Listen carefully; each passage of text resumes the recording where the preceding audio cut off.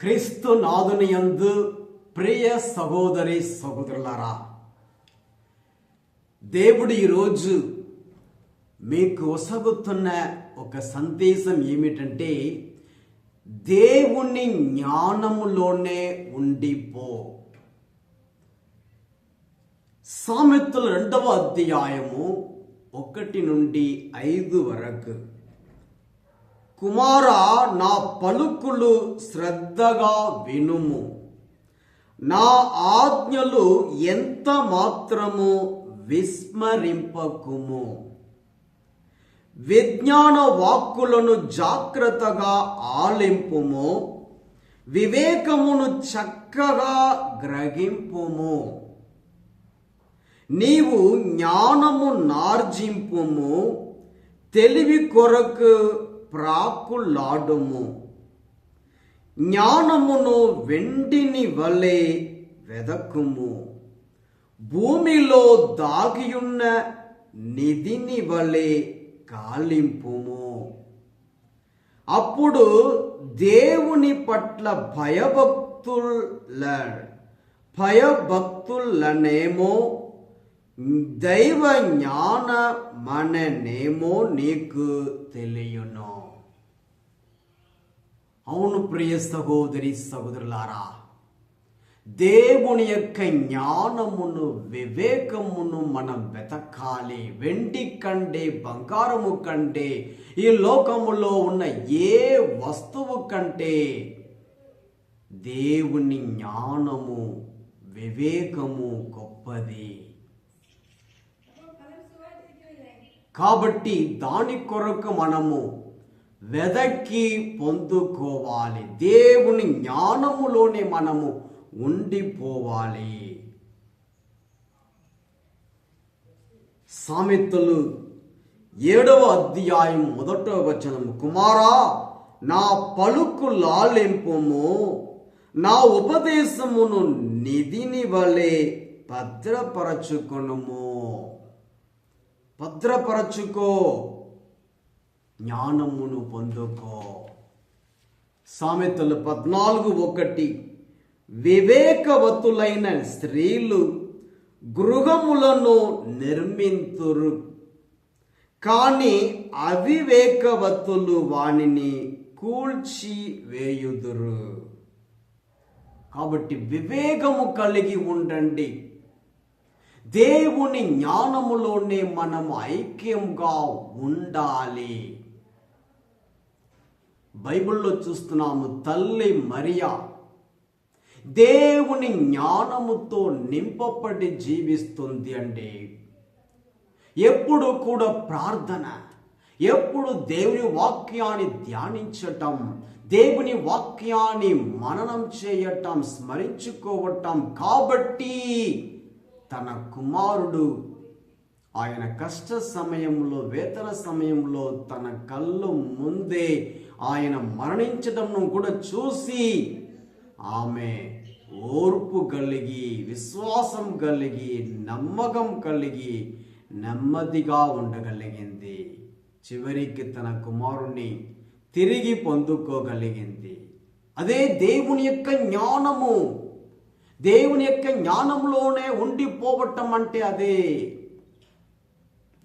యేసు ప్రభువు తండ్రి జ్ఞానంలోనే ఉండిపోయాడండి. అందుకే ఆయన ఉదయకాలము పెందలక్కడనే లేచి, మార్కు సువార్త 1:35, ఆయన కొండపైకి వెళ్ళి ఏకాంతంగా తండ్రితో ప్రార్థిస్తున్నాడు.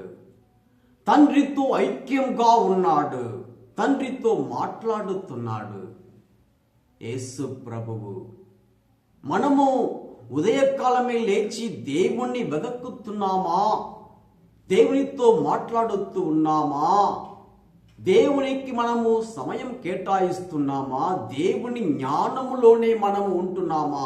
ఈరోజు ధ్యానించుకోవాలి. లేదా ఉదయకాలమే లేచి మనము దేన్ని వెతుకుతున్నాము? సెల్ ఫోన్ ఎక్కడ ఉంది అని వెతుకుతున్నామా? లేదా రిమోట్ కంట్రోల్ ఎక్కడ ఉంది అని వెతుకుతున్నామా? లేదా ఉదయకాలమే లేచిన వెంటనే నాకు కాఫీ కావాలి, టీ కావాలి, నాకు న్యూస్ పేపర్ చదవటం అలవాటు, ఆ అలవాటు ఈ అలవాటు అని మనము లోకంలో మునిగిపోతున్నామా? లేదంటే ఉదయకాలం లేచిన వెంటనే మోకరించి ప్రార్థించుకుంటున్నామా? అరగంట సేపు ప్రార్థన, అరగంట సేపు వాక్యం చదువుకోవటం, అదే దేవుని జ్ఞానంలో ఉండిపోవటం, మంచి కార్యాలు చేయటం.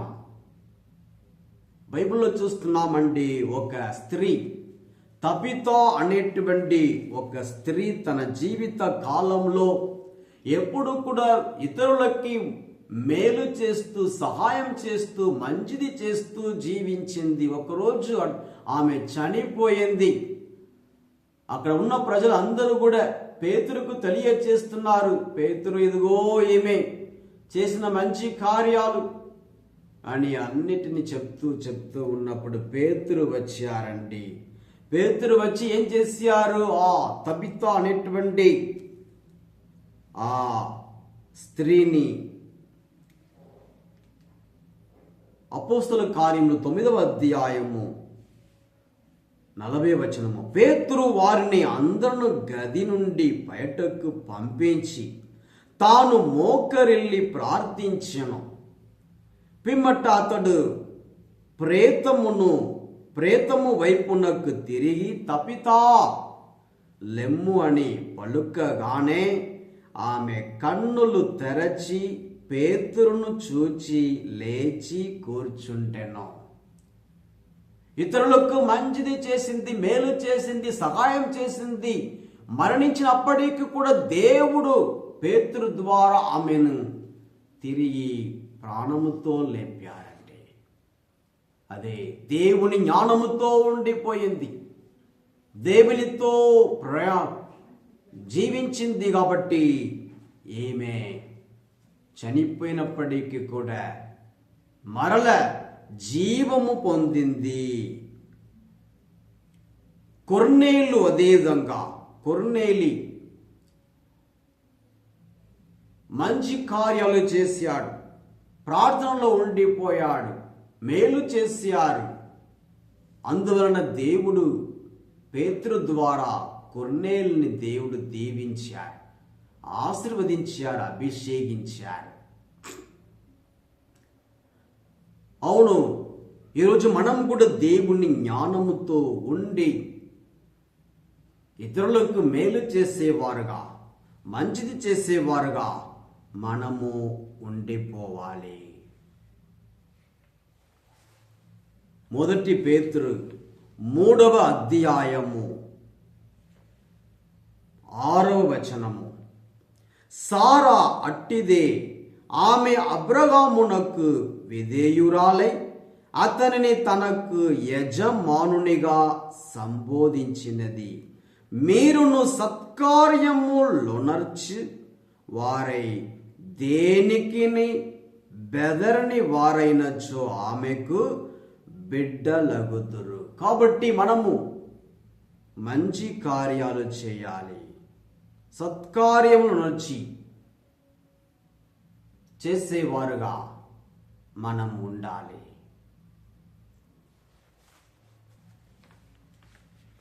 సామెతలు 1వ అధ్యాయము 33వ వచనము, నా పలుకులు ఆలకించువాడు సురక్షితముగా జీవించును, కీడును తప్పి శాంతి సౌఖ్యములతో అలరారును. శాంతి సౌఖ్యములతో అలరారును. అవును, దేవుడు మనల్ని నిండుగా దండుగా దీవిస్తారు, ఆశీర్వదిస్తారు. ఎప్పుడు మనం దేవుని జ్ఞానముతో మనము జీవించినప్పుడు. తిమోతికి రాసిన 2వ లేఖ అధ్యాయము 3 వచనములు 14-15, నీవు మాత్రము నీకు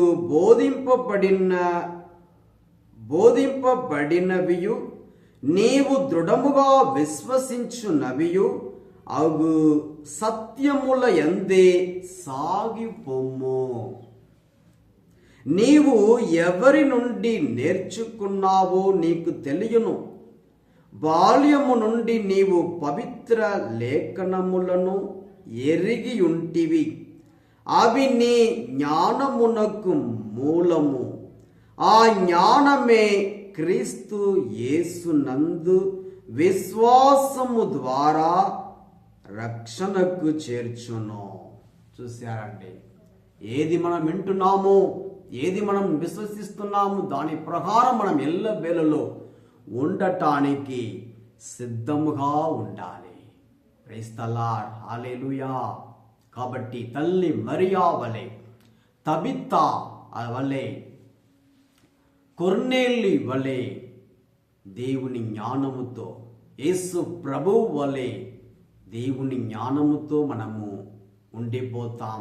దేవుడు మనల్ని ఎల్లవేళలో దీవిస్తారు, ఆశీర్వదిస్తారు. యేసయ్య ఉదయకాలం మాత్రం కాదు, సాయంత్ర సమయంలో కూడా, సాయంత్ర సమయంలో తన పని అంతా ముగించుకొని మరల ఆయన ఒంటరిగా ఉండి ప్రార్థించుకుంటున్నారు. దేవుడు యేసయ్య గెత్సెమనీ తోటలో ప్రార్థిస్తున్నారండి. అదే జ్ఞానముతో ఉండటం. మనం కూడా ఈ యొక్క చలి కాలంలో ప్రార్థనను మానివేయవద్దు. ఇంకా అధికంగా ప్రార్థించుకోవాలి. ఎక్కువగా పని ఉంది అంటే ఎక్కువగా ప్రార్థించాలి. ఒక దైవ సేవకుడు అన్నారండి, ఏమని, ఈరోజు నాకు పని ఎక్కువ ఉంది, ఎక్కువ పని చేయాలి, అందువల్ల ఎక్కువ నేను ఈరోజు ప్రార్థించుకోవాలి. ఉదాహరణం చెప్పాలంటే, ఈరోజు మీరు బైకులో చాలా చోటకి వెళ్ళాలి, తిరగాలి, రోజంతా తిరగాలి అంటే ఎక్కువ పెట్రోల్ మీరు పెట్టుకుంటారా, తక్కువ పెట్రోల్ మీరు ట్యాంకులో పోసుకుంటారా? ఎక్కువ మీరు పెట్టుకుంటారు, ఎందుకంటే ఎక్కువ తిరగాలి కాబట్టి. అదేవిధంగా మనం ఎక్కువగా పని చేయిస్తున్నాము, ఎక్కువగా మనకు ప్రోగ్రామ్స్ ఉన్నాయి, ఎక్కువగా మనం పని చేస్తున్నాం కాబట్టి ఎక్కువగా ప్రార్థించాలి. ఎంతగా ప్రార్థిస్తున్నామో అంతగా మన బండి అనేటువంటి మన జీవితం ముందుకు సాగుతుంది. దేవుడు మనల్ని నడిపిస్తారు, మనల్ని దీవిస్తారు, ఆశీర్వదిస్తారు. ప్రార్థనను ఆపవద్దు. కష్టం వచ్చినప్పుడు మాత్రం ప్రార్థన చేస్తారు. పరీక్ష వచ్చినప్పుడు మాత్రం దేవా దేవా నన్ను కాపాడుము, పరీక్షలో నాకు మంచి మార్క్ దయచేయండి అని పరీక్ష వచ్చినప్పుడు ఎక్కువగా ప్రార్థిస్తూ ఉంటారు. ఇంటర్వ్యూకి వెళ్ళేటప్పుడు మాత్రం ప్రభువా ప్రభువా ప్రభువా అని ప్రార్థించటం లేదు. అనుదినము ప్రతిరోజు మనము ప్రార్థించుకోవాలి. హల్లెలూయా, ప్రైజ్ ది లార్డ్. కాబట్టి ఇప్పుడు మనం ప్రార్థించుకుందాం. ఆ స్తోత్రం యేసయ్యా, పరిశుద్ధుడా పరిశుద్ధుడా పరిశుద్ధుడా, ఈ చక్కటి సందేశాన్ని బట్టి వందనాలు ప్రభువా. యేసయ్యా, మీ జ్ఞానముతో మేము ఉండాలి. మాకు అలాంటి జ్ఞానము తెలివితేట దయచేయండి. మమ్మల్ని దీవించుము రాజా, అభిషేకించుము, ఆశీర్వదించుము. Thank you Jesus. యేసయ్యా, పరిశుద్ధుడా పరిశుద్ధుడా పరిశుద్ధుడా, ఈ కుటుంబాన్ని దీవించండి. కుటుంబ ప్రార్థన దయచేయండి. మన్నించే గుణం దయచేయండి. ప్రేమించే గుణం దయచేయండి. దీవించుము రాజా, కరుణించుము, కాపాడము. యేసయ్యా, మీ పరలోకపు జ్ఞానముతో నింపండి, దీవించండి. Thank you Jesus, thank you Jesus. యేసు పరిశుద్ధ నామములో అడిగి వేడుకొనుచున్నాము పరలోకపు తండ్రి. ఆమేన్, ఆమేన్. Praise the Lord. God bless all of you. Amen.